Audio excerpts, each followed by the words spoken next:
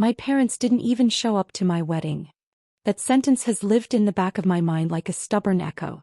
It would surface unexpectedly, while I folded laundry, waited at traffic lights, or stirred soup on quiet evenings. But that night it wasn't a memory.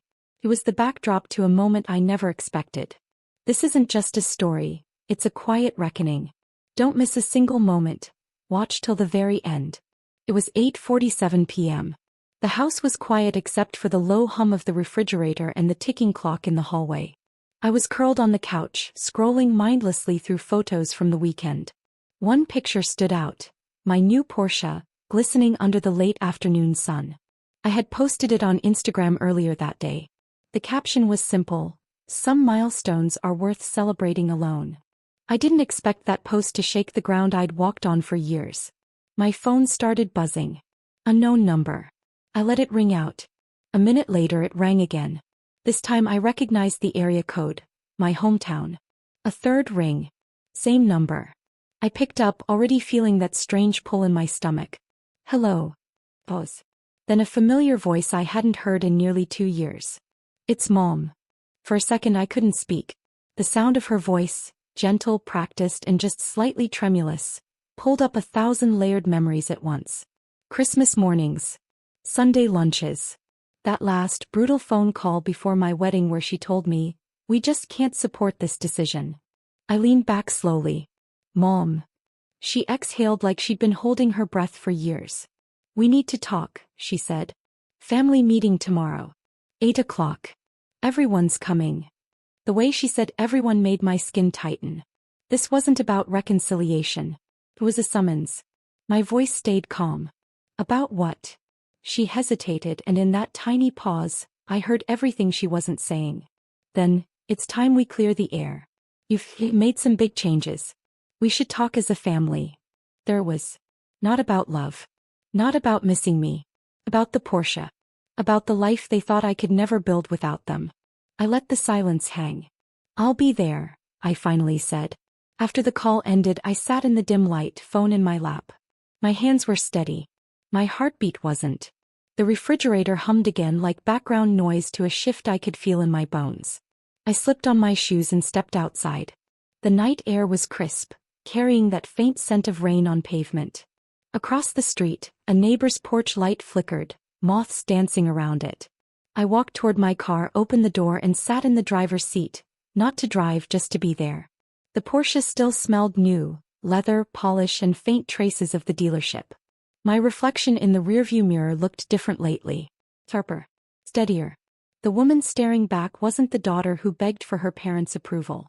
I rested my hands on the steering wheel and whispered to myself, "You wanted to talk. Fine. Let's talk." But deep down something colder stirred. I'd spent years swallowing hurt. Now for the first time I held the advantage, and they didn't even know it. Sleep didn't come easily. I lay in bed, staring at the ceiling, listening to the distant sound of a train passing through town. Each rumble brought back old images. My father fixing things in the garage, my mother humming in the kitchen. Then the wedding day. The empty chairs. I remembered checking the door every 5 minutes, convincing myself they'd walk in late. That maybe deep down they'd change their minds. But as the night wore on, it wasn't just their absence that hurt. It was the way everyone noticed. Whispers floated around the tables like smoke. Her parents didn't come? Are they estranged? I smiled through it all, every photo hiding the bruise beneath. I turned on my side, clutching the pillow. My chest felt tight, but not from sadness this time. From anticipation. Morning crept in with pale light through the blinds. I made coffee strong and dark the way I liked it. As I stirred in a spoon of sugar, the spoon clinked against the cup in a rhythm that oddly calmed me. Routine. Controlled. I pulled out a notebook from the drawer, a habit I'd developed over the last 2 years. Every slight, every conversation, every choice I made alone, I wrote it down. Not because I planned revenge back then, but because writing helped me remember who I'd become without their approval. Flipping through the pages that morning felt different. It wasn't reflection. It was preparation. I paused at a note dated exactly 1 year ago. "If they ever come back, make sure you remember how they left."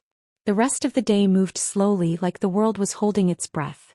Around 6 p.m. I decided to drive to my parents' neighborhood. Not to go inside, just to see it. The streets were exactly as I'd left them. Cracked sidewalks, trimmed hedges, neighbors still sitting on porches they'd sat on for decades. I parked a little way down from their house and turned off the engine. Their porch light was on. The curtains in the living room were drawn just like always. A faint glow spilled out from between the edges. I sat there quietly, engine ticking as it cooled, watching shadows move behind the curtains. Probably setting up chairs. Maybe a pot of coffee on the table. They liked things to look official during family talks. It was surreal, how a place could look so familiar but feel like foreign ground. I had once been a daughter standing on that porch, clutching hope like a fragile thing. Tonight I was something else entirely. As I turned the key to leave, a figure stepped out of the house. My mother. She looked older.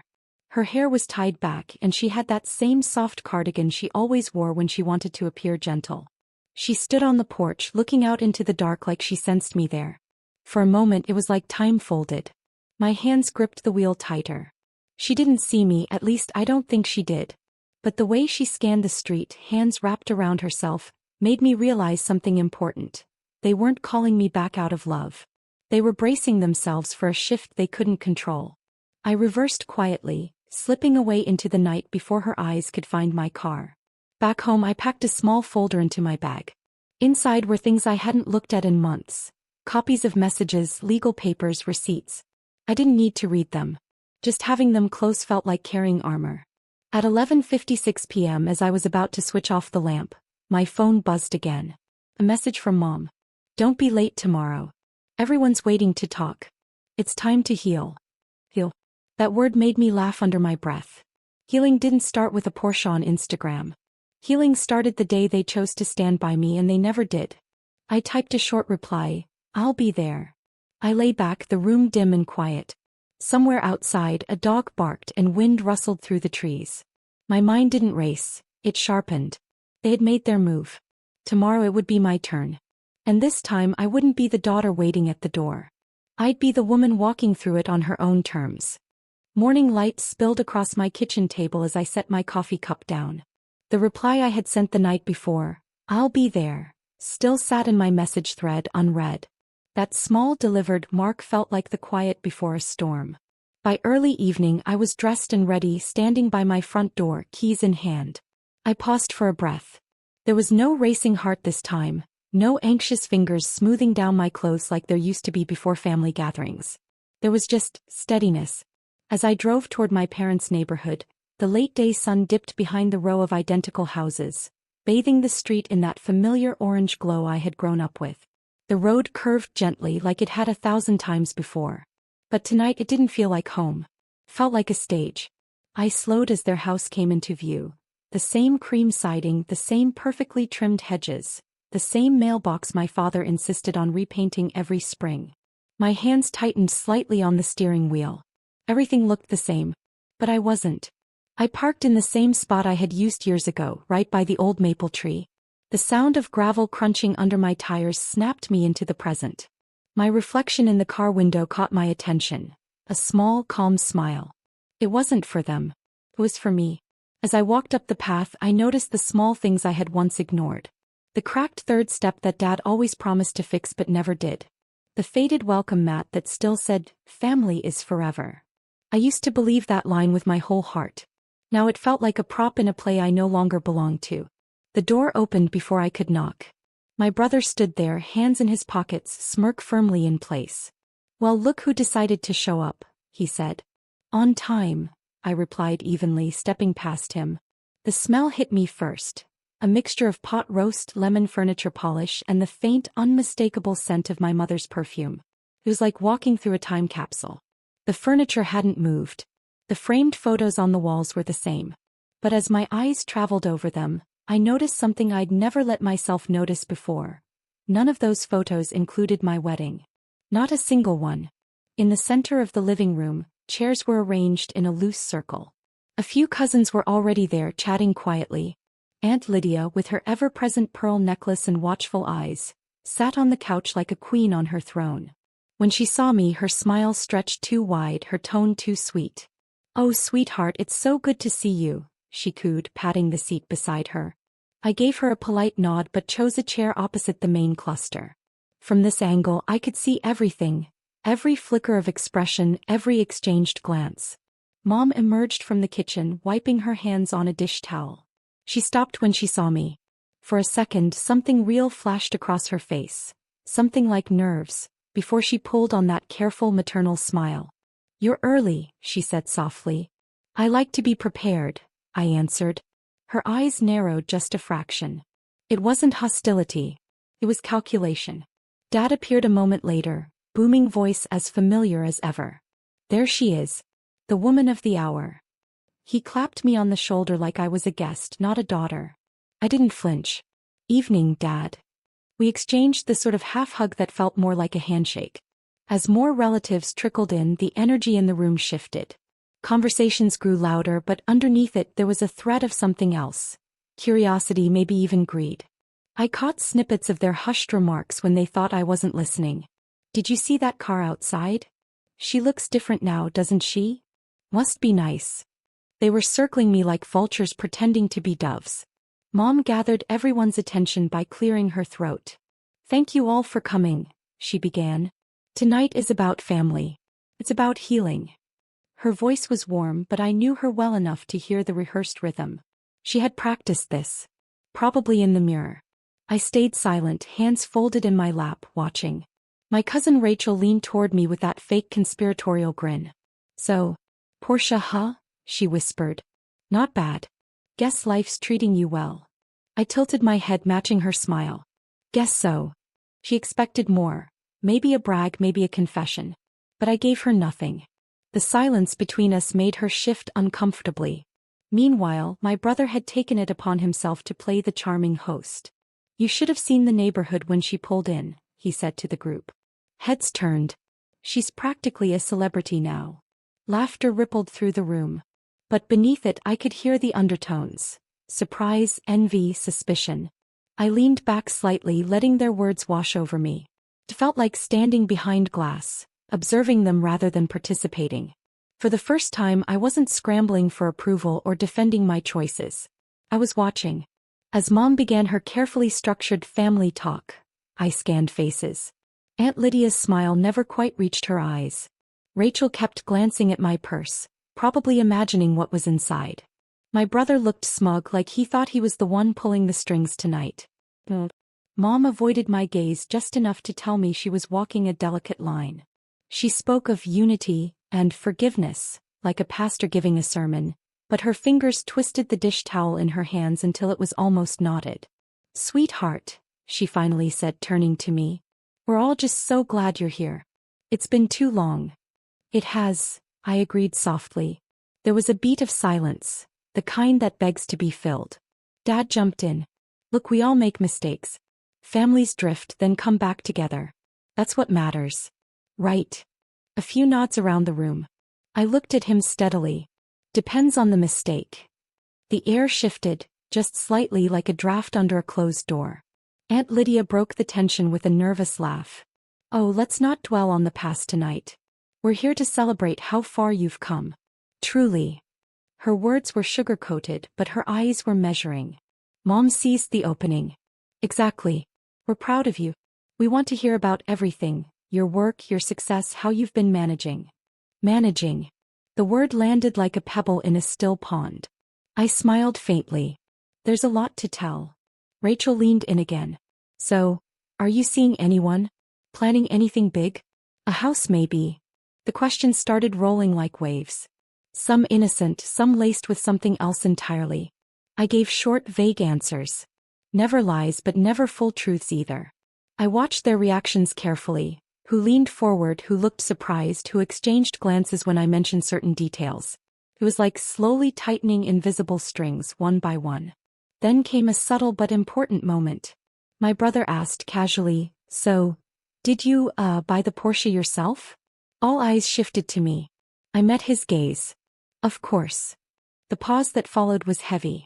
They didn't expect confidence. They expected hesitation and opening. I gave them none. The evening rolled on. Mom brought out coffee and pie like old times, but it felt staged, like a set piece. Laughter was slightly forced. Compliments were carefully placed. They were testing the waters. trying to figure out where I stood, what I would offer, what they could claim. I responded with warmth, but controlled warmth. I didn't confront. Not yet. But I let my silence speak where words would have once rushed to fill the space. As the night settled, I caught Mom watching me from the kitchen doorway. Her face softened, but her eyes flicked toward the living room, to Dad, to the relatives, to the circle she had built. She was weighing something. I held her gaze just long enough for her to look away first.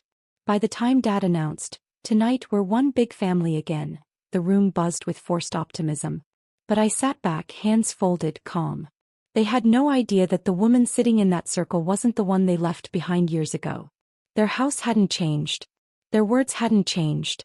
But my eyes had. And soon they'd feel the difference.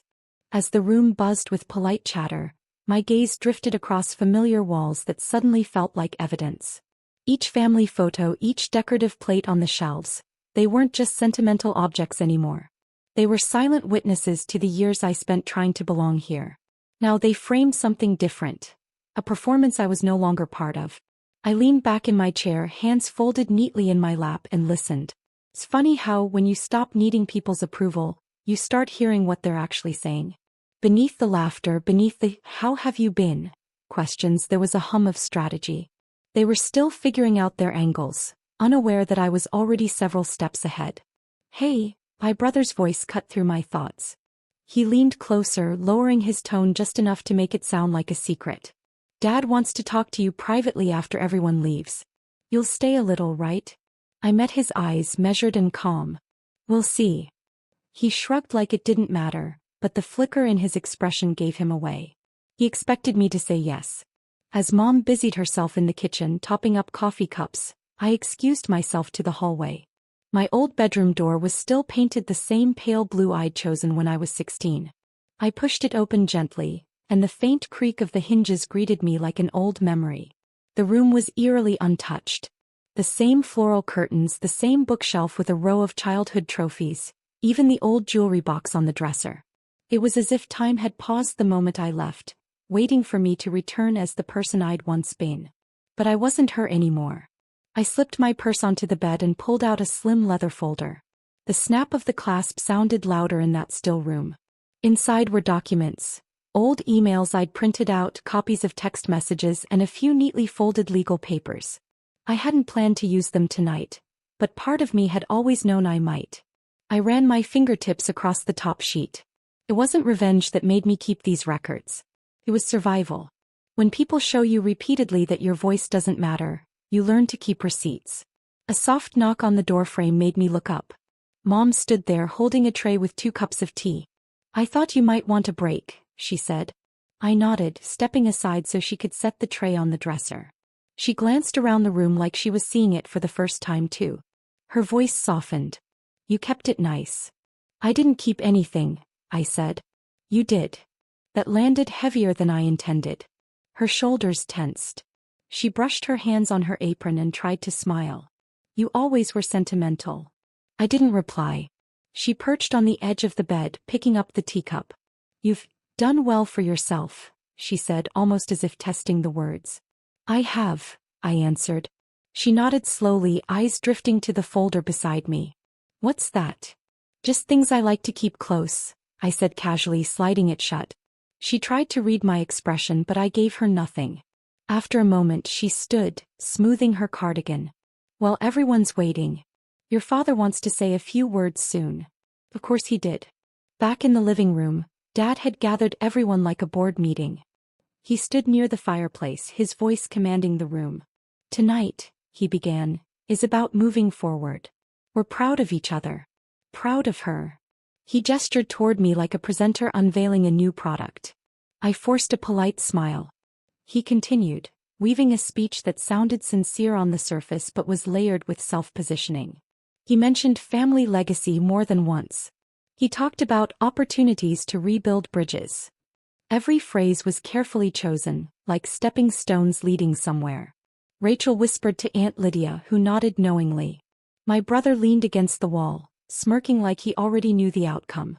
I crossed my legs, leaning back slightly, watching each of them with quiet curiosity.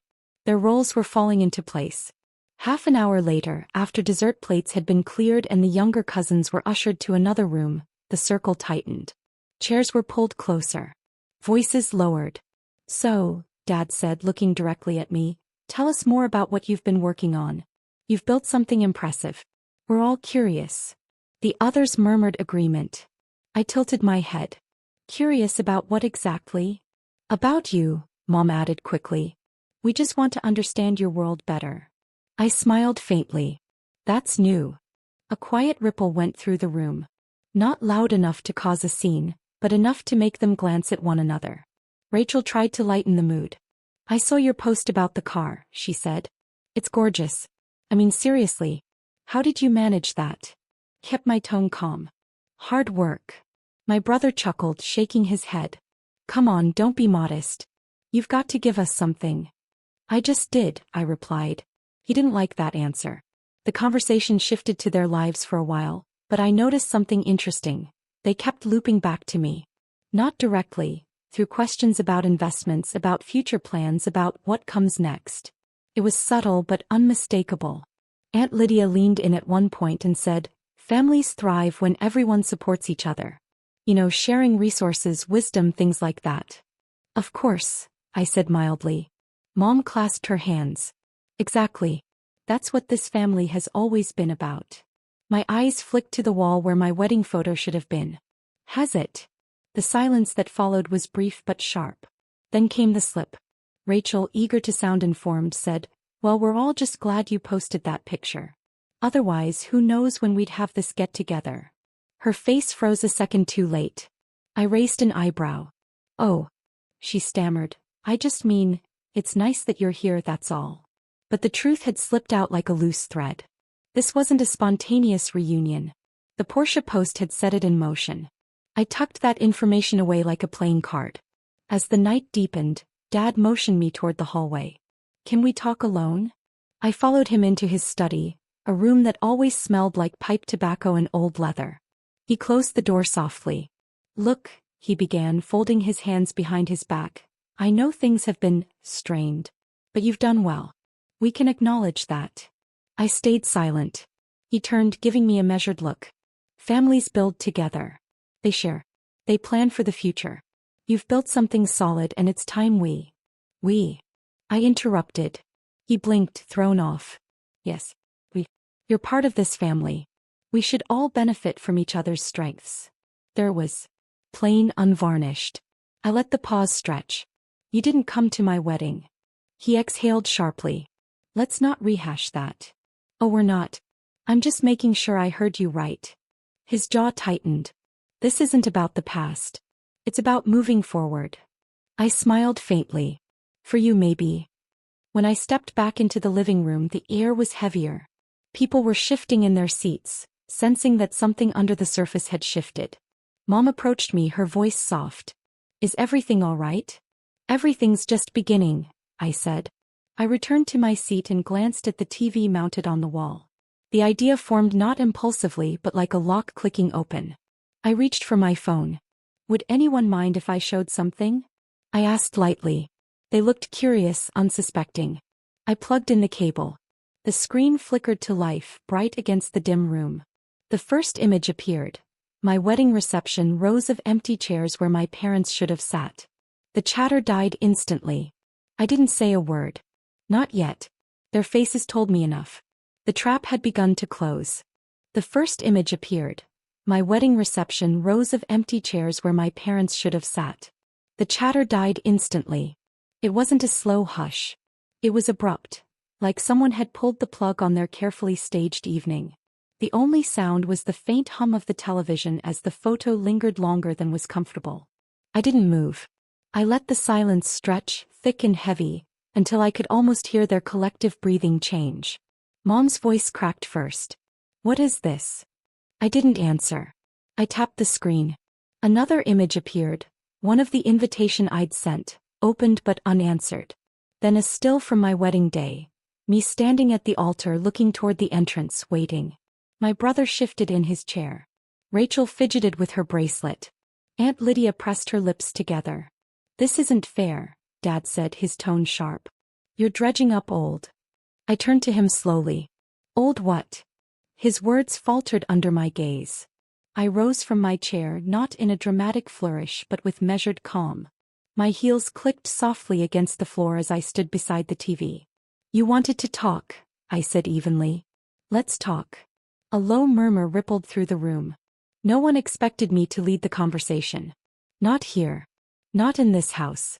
I swiped again. A series of screenshots filled the screen. Text messages from that week, unanswered voicemails, their polite refusal disguised as timing conflicts. Each image flashed briefly but clearly. These are the moments, I said quietly, when I realized family can choose to look away. Mom rose halfway from the couch. Honey, this isn't what?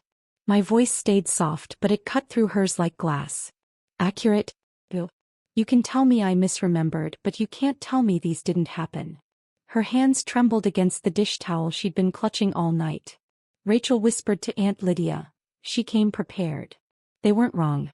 Dad stood now, shoulders squared like he was taking charge of a business meeting. All right, enough, he barked.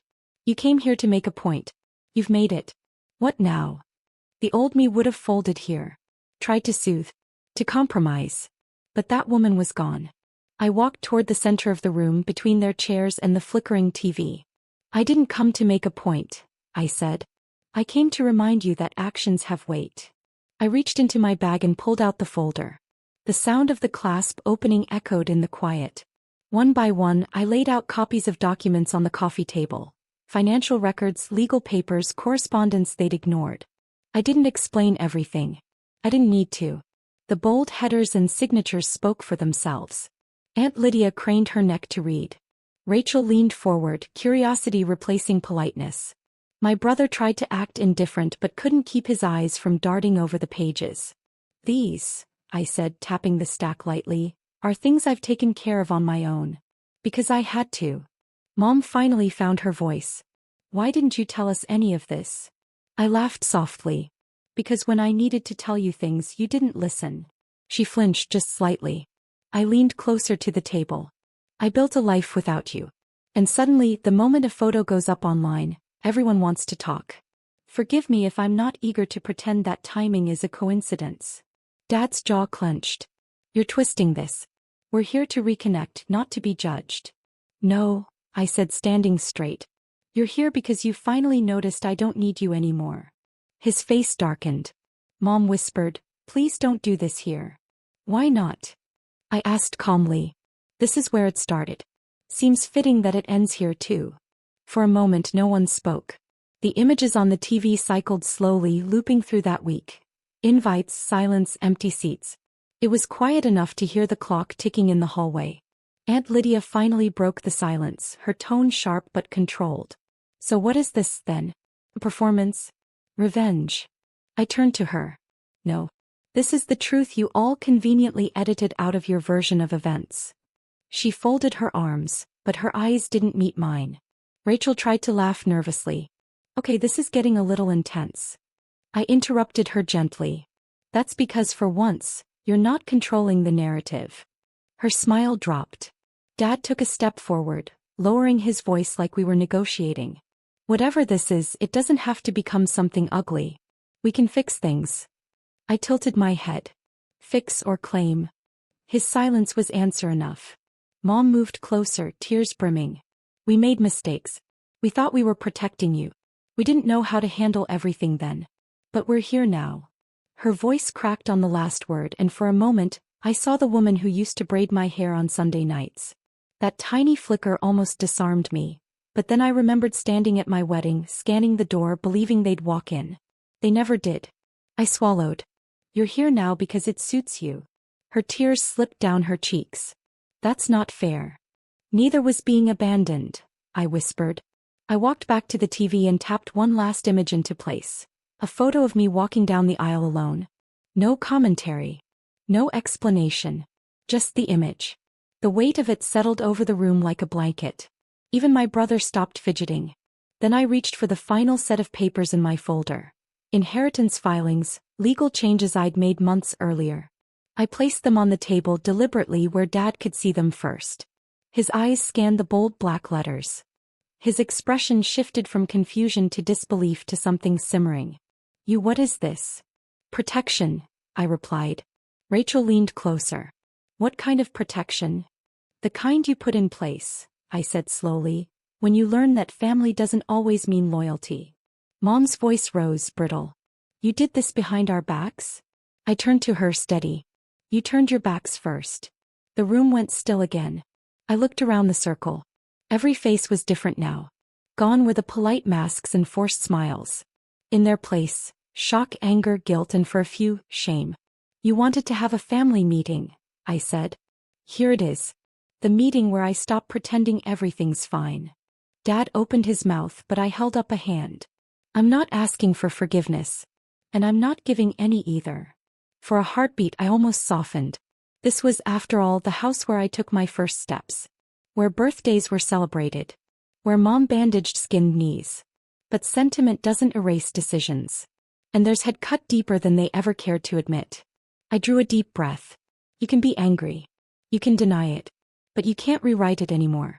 Not here. Not in front of me. The living room felt smaller as the tension grew denser. Even the air smelled different, sharp, like rain about to break. Dad looked at me like he didn't recognize the woman standing before him. Mom wiped her cheeks. My brother stared at the documents. They thought tonight would be about coaxing me back into the fold. Instead, they were realizing I'd built walls they couldn't climb. And for the first time I felt no guilt watching them face it. I picked up my bag, the folder tucked neatly inside once more. I turned toward the door. Mom reached out. Where are you going? Home, I said simply. I walked slowly down the hallway, past the photos, past the smell of lemon polish and pot roast, past everything that had once made this place feel like mine. Behind me, voices rose, not in unison but overlapping, confused, desperate. Dad's voice boomed, Mom's cracked, others whispered. But I didn't stop. Because this was their reckoning. And I wasn't staying to comfort them through it. I walked slowly down the hallway, past the photographs, past the scent of lemon polish and pot roast, past everything that once made this house feel like mine. Behind me, their voices rose, layered, desperate, angry. My father's barked orders clashed with my mother's pleas, and the cousins' whispers filled the spaces in between. But I didn't stop. The front door loomed ahead, the same one I'd run through as a child, laughing, the same one I'd stood at years ago, waiting for them to change their minds. Tonight, I walked through it not as a daughter seeking love, but as a woman closing the final door. The air outside was cold and sharp, a relief after the thick tension inside. The night wrapped around me like a quiet witness. My car sat under the streetlight, the Porsche's smooth surface catching the faint glow like polished armor. I opened the door, slid into the driver's seat and closed it with a soft, final click. For a moment I didn't start the engine. I just sat there, hands resting lightly on the steering wheel, listening to my own breathing. Behind me, through the living room window, silhouettes moved frantically. They had no idea that this time I wasn't coming back. As I pulled away from the curb, their house grew smaller in my rearview mirror. I watched it shrink, not with sadness but with a steady calm I had never known before. Every streetlight I passed felt like a marker on the road away from their control. The truth was, the meeting wasn't my reckoning. It was theirs. And the final twist wasn't the documents I laid on the table. It was what those documents represented.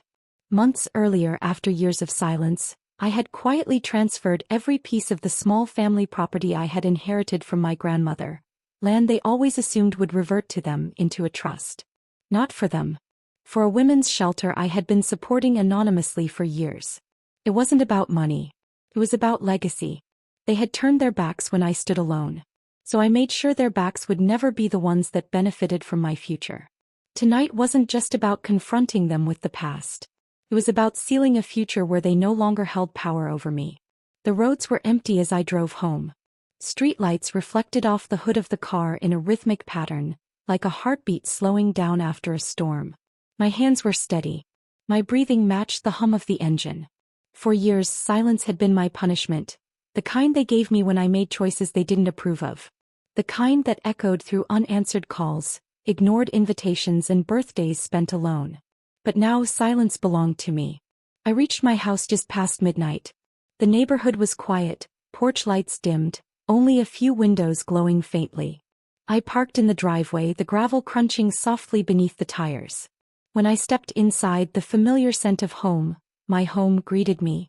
Warm wood, lavender from the candle I'd left burning earlier, the faint aroma of coffee lingering from the afternoon.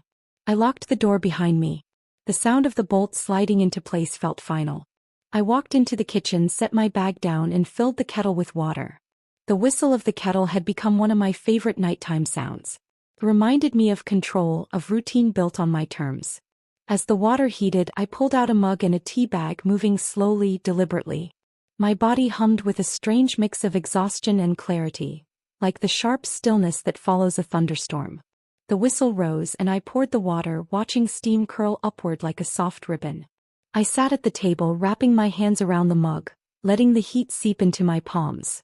The house was quiet, but this silence didn't hurt. It didn't echo with absence. It settled around me like a warm blanket. My phone buzzed. I didn't need to check the screen to know who it was. But I did anyway. Please call. We need to fix this. A second message followed before I could even lower the phone. Dad, you're being unreasonable. This isn't over. And then a third from my brother. You've made your point. Don't push it.